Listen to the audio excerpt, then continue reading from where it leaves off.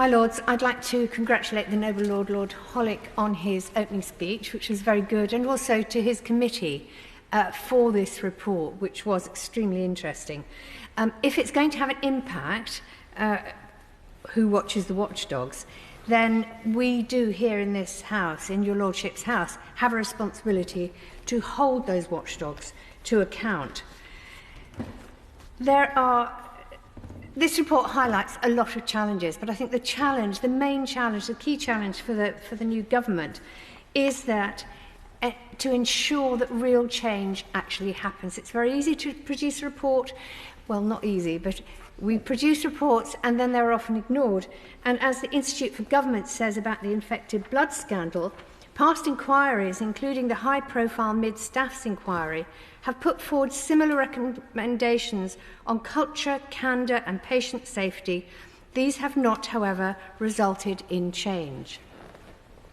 And so we have 90 watchdogs, a library full of regulations, and all supported by some very high-level civil servants, probably drawn from our best public schools. And so it is a puzzle, really, as to why we've had Grenfell, infected blood, sub-postmaster prosecutions, Hillsborough, and the PPE contract scandals.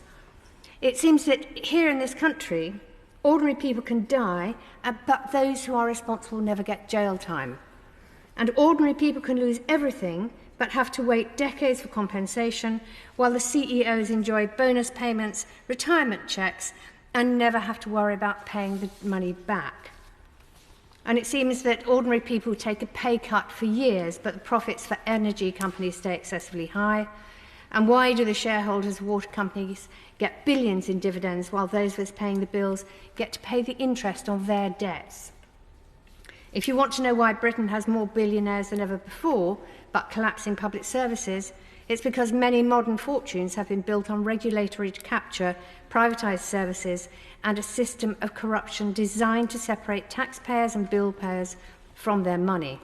Now, I was shocked to discover today that water companies have a duty to not pay shareholder dividends if that stops them delivering improvements and doing their job. So what has Ofwat been doing for the last few decades?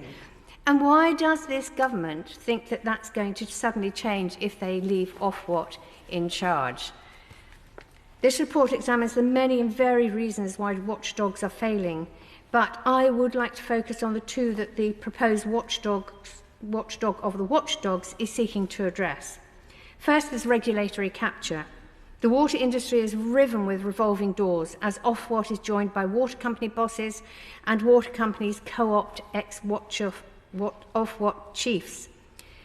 The deals are arranged between an overstretched Environment Agency and water companies to keep the industry solvent. So is the Environment Agency captured by business interests rather than doing its job to protect the environment? This weekend I visited Lake Windermere to see the very well publicised problem of pollution there, and I heard some very distressing reports. On August bank holiday in 2022, when you can imagine a lot of holidaymakers were making their way to Lake Windermere, around the lake there were 6 miles of blue-green algae, clearly visible in the North Basin. World Health Organization limits were breached, yet the Environment Agency issued no warning because of reputational risk. And on the 15th of May 2024, United Utilities spilt 10 million litres of untreated sewage into the lake in an 8-hour period.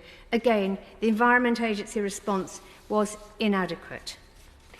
I mean, I would argue that within the definition of national park should be a high standard for the water in that park. That doesn't happen at the moment, and that should prevent sewage dumps and other pollution. And Windermere, of course, could be a pilot for that idea. Now, a real problem we have is that successive governments have failed in the Grenfell Tower Inquiry report. And it seems that the cutting of red tape was done with a carelessness that is absolutely incredible. And so regulations can be influenced by the power of money. Private developers accounted for around a third of donations to the Conservative Party for about a decade. Lobbying by developers and the construction industry undoubtedly played a part in the shameful Grenfell cladding scandal and the deaths of residents. So I would like to say to the Minister opposite and to the new government, please listen to other voices. So if you hold a meeting with water companies, then meet Fergal Sharkey to get a counter view. If you meet the post office bosses to discuss compensation for sub-postmasters, then please also meet Mr. Bates. If you get a civil servant briefing on a scandal like infected blood, then personally check what the victims have got to say.